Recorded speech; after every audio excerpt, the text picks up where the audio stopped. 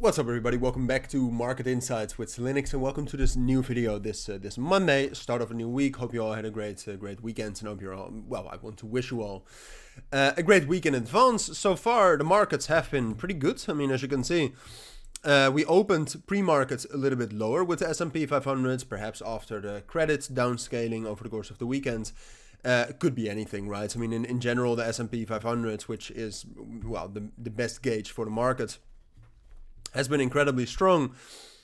Sometimes it's going to pull back. That's normal, right? But in this video, I wanted to take a little bit of a different approach, or at least I had a bit of a different idea.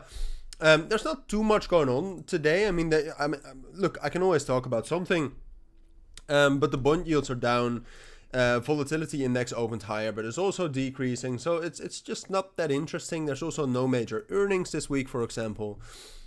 So what I wanted to do in this video is talk about this week and talk about some trade opportunities, all right? And not necessarily, look, I'm talking about trade opportunities here, but for me, they're also just buy opportunities, all right? I'm a very buy-focused trader. I rarely short. I rarely open put options.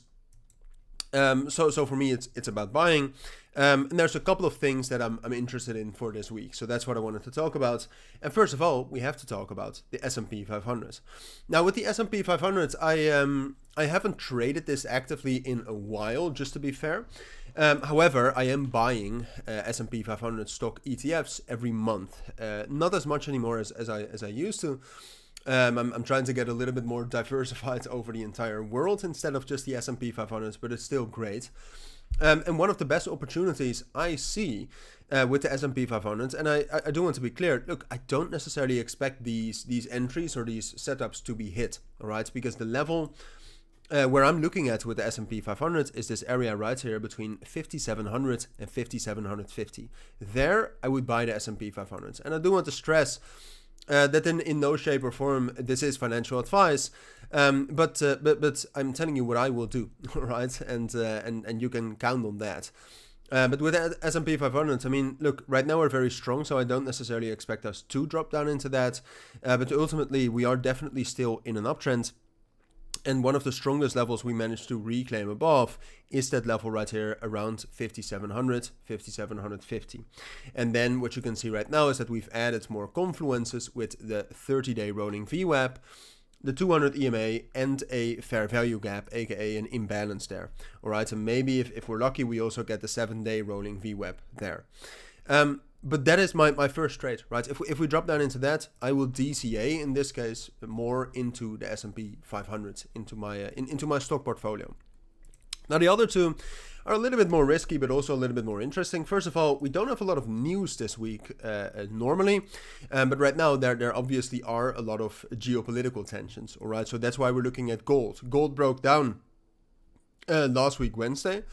However, you can see a beautiful balance that gold formed right here, from the middle of April until the first breakdown here, in the middle of May.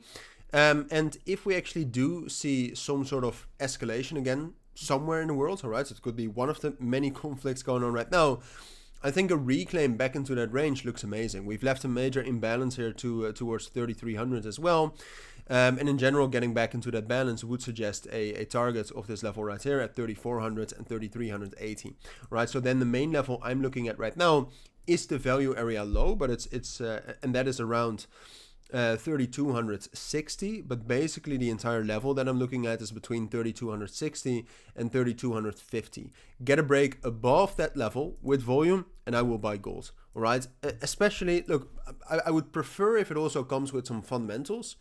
With some fundamental developments, of course, but ultimately that looks like a great trade, and we actually have some fuel to get to the upside as well if those fundamentals work and if we fill that imbalance here to the upside.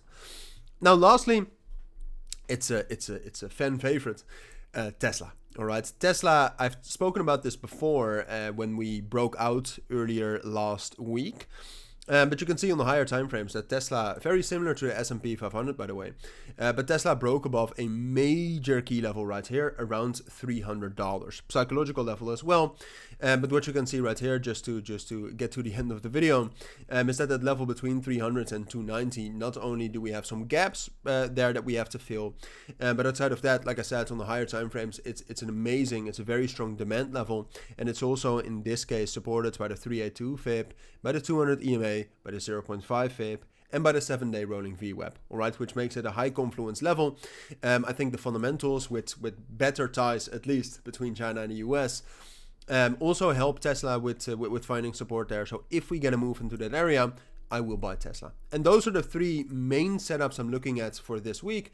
I will keep you updated on these throughout the week in my videos, but also in the Telegram channel. So keep an eye out on that and join that for free if you want to. But for now, that's it. So have a great rest of your week. Take care and bye.